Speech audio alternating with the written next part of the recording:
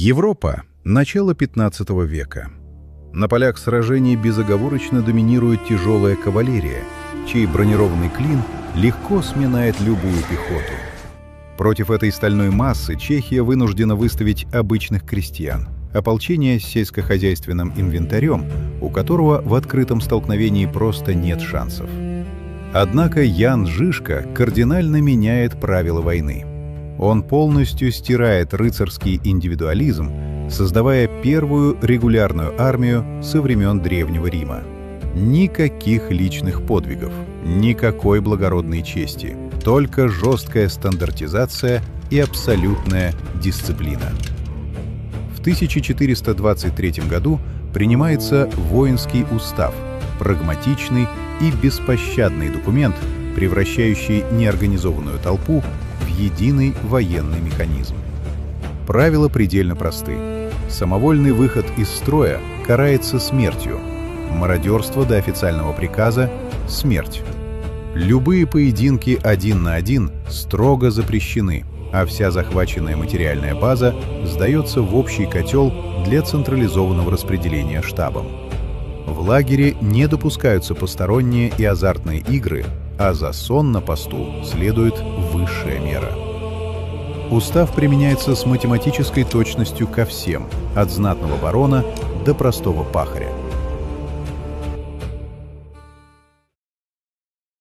Базовой единицей этой армии становится не отдельный солдат, а боевая повозка, автономный фортификационный модуль на конной тяге. Ее экипаж состоит из 16 или 20 бойцов, где каждый выполняет строго свою функцию.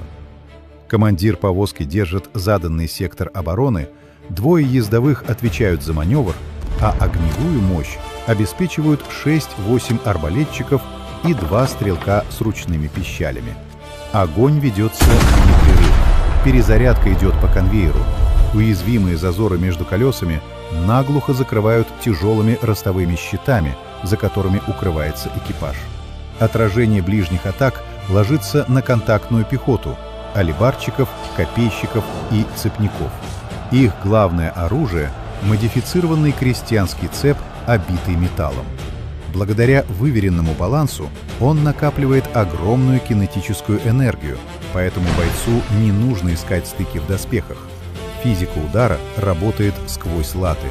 Цеп сминает шлемы, дробит кости и наносит критический урон внутренним органам. Крючья на алебардах работают на захват, стаскивая тяжеловооруженного всадника с седла на землю. Закованный в сталь рыцарь мгновенно теряет мобильность, и его ликвидация занимает считанные секунды. —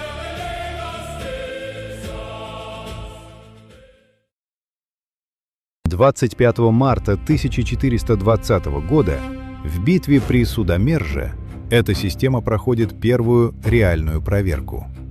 Отряд Žižky, насчитывающий всего 400 пехотинцев и 12 повозок, вынужден принять бой против авангарда королевской кавалерии — 2000 тяжелых всадников. Žižka грамотно оценивает топографию и выстраивает повозки на узком перешейке между двумя прудами. Один из прудов спущен, оставив после себя вязкое илистое дно. Когда элита европейского рыцарства идет в лобовую атаку, строй вынужденно смещается на фланге и намертво вязнет в глубокой весенней грязи. Тяжелые кони ломают ноги, всадники лишаются скорости и маневра, превращаясь в статичные мишени. Арбалетчики расстреливают их практически в упор. Цепняки методично добивают увязших рыцарей, не давая им подняться.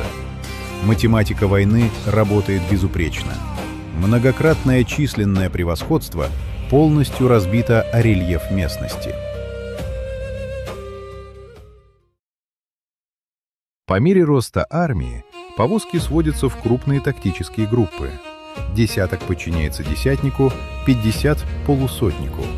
Марш осуществляется строгими параллельными колоннами. На флангах движутся тяжелые боевые телеги, а в центре, под их надежным прикрытием, идет пехота, резервная конница и обозы с порохом. Впереди всегда работает конная разведка, которая вычисляет дистанции и контролирует подступы. Как только звучит сигнал о приближении врага, колонны замирают. Начинается отработанный механический маневр. Боевые телеги смыкаются, формируя замкнутый периметр — Вагенбург. Раздается лязг металла. Оглобли намертво сцепляются железными цепями, образуя монолитную стену.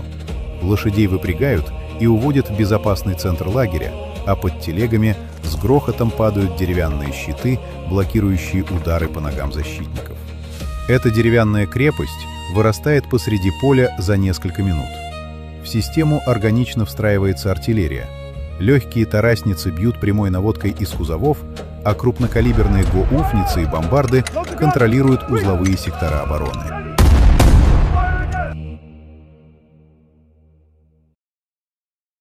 16 июня 1426 года в битве при Устье над Лабем армией командует уже преемник Жишки Прокоп Голый, но алгоритм гуситского боя остается неизменным. Он строго делится на две фазы, первая из которых пассивно-огневая. Гуситы провоцируют штурм, и немецкая конница, разгоняясь для удара, попадает под перекрестный огневой шторм. Скорость падает, эшелоны смешиваются, но ценой критических потерь рыцарям удается прорвать первую линию повозок. Ожидаемая реакция нерегулярной пехоты в такой ситуации — паника и бегство. Однако гуситы организованно отходят за вторую линию укреплений внутри лагеря, перегруппировываются и открывают шквальный огонь в упор. Начинается вторая фаза — жесткая контратака. Цепи Вагенбурга синхронно падают, наружу выплескивается свежая контактная пехота, а гуситская кавалерия наносит фланговый удар. Замысел маневра предельно прост — не отбросить врага, а полностью уничтожить его через тотальное преследование. Армия крестоносцев перестает существовать. Со временем эта отточенная система доводится до абсолюта, превращаясь в инструмент мощного психологического подавления.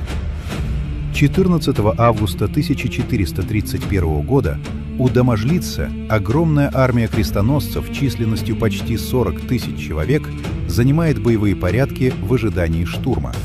Командующие, кардинал Джулиано Чезарини и маркграф Фридрих Бранденбургский, готовятся к решающему сражению. Но когда на горизонте поднимается пыль, раздается глухой грохот тысяч деревянных колес и звучит чеканный ритм гимна «Кто ж суть Божьи воины», нервы наемников просто не выдерживают. Строй крестоносцев ломается еще до первого визуального контакта. Начинается повальная паника. Армия бежит без боя, оставив гуситам укрепленный лагерь, артиллерию, весь обоз и личные вещи кардинала. Армия таборитов побеждает чистым страхом. Это был настоящий индустриальный конвейер войны за столетия до наступления эпохи машин. Ян Жишка умер 11 октября 1424 года во время очередной военной кампании. Полководец ушел из жизни, так и не потерпев ни одного поражения, а созданный им механизм по инерции продолжал перемалывать европейские армии еще целое десятилетие. Гуситы перешли от глухой обороны к превентивным ударам, уничтожая военную логистику на территориях соседних государств. Точка в истории радикальных таборитов была поставлена 30 мая 1434 года. В битве при Липанах коалиция умеренных чехов и католических сил смогла разгромить непобедимую армию, использовав против нее ее же собственное оружие. Командир объединенных войск сымитировал паническое отступление. Табориты, поверив в легкую победу, совершили фатальную ошибку. Они разомкнули цепи Вагенбурга и бросились в преследование. Как только защитный периметр был нарушен, тяжелая кавалерия коалиции ударила с флангов и отрезала пехоту от укрепленного лагеря. Машина дала сбой и была уничтожена. Эпоха, когда крестьянские повозки диктовали условия всей Европе, навсегда ушла в прошлое.